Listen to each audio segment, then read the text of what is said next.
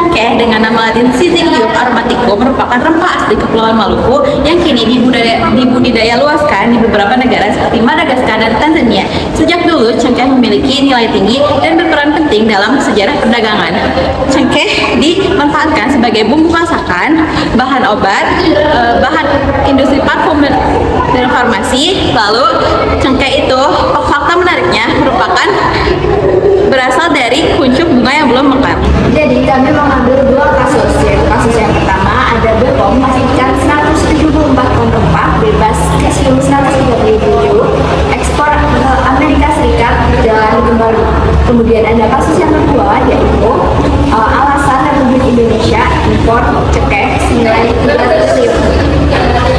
Jadi kasus yang pertama itu bermula dari laporan Amerika Serikat bahwasanya rempah Indonesia terindikasi cesium 137. Oleh karena itu, ekspor ke Amerika Serikat ditunda dan dilakukan pemeriksaan lebih lanjut.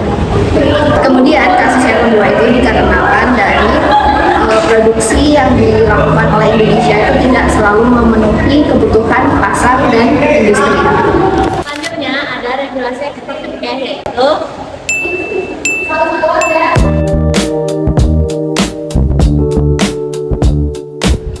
Awalnya impor cengkeh itu diatur melalui peraturan khusus tersebut telah dicabut melalui sehingga tidak ada peraturan khusus yang mengatur impor cengkeh.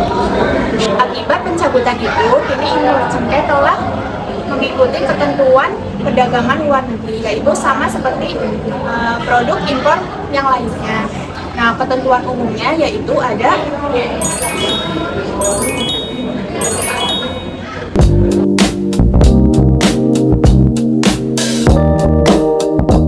Nah, dari kasus tersebut, kalian pasti kepo kan apa aja dampak dari impor dan juga ekspor cengkeh di Indonesia, baik dari bidang pemerintahan, konsumen, dan juga industri. Yuk, cari tahu!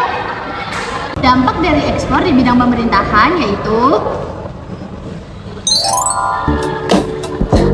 di bidang industri yaitu di bidang konsumen yaitu. Nah, dampak dari impor cengkeh dibagi menjadi dua, yaitu dampak negatif dan dampak positif.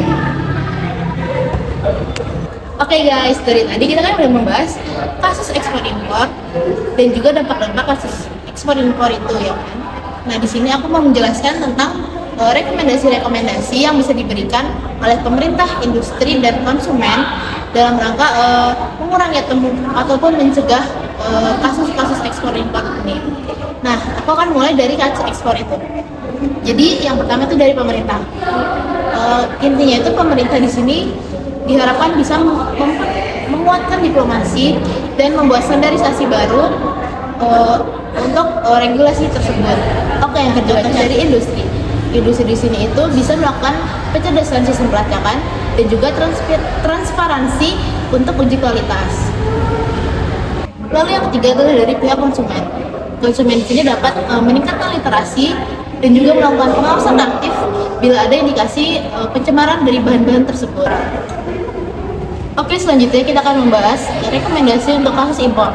Yang pertama yaitu pemerintah. Pemerintah di sini dapat bertindak sebagai regulator, di mana dapat memperketat kuota impor dan juga menstabilkan harga.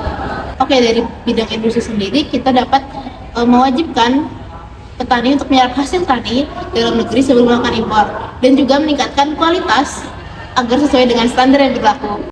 Baik, yang terakhir adalah konsumen.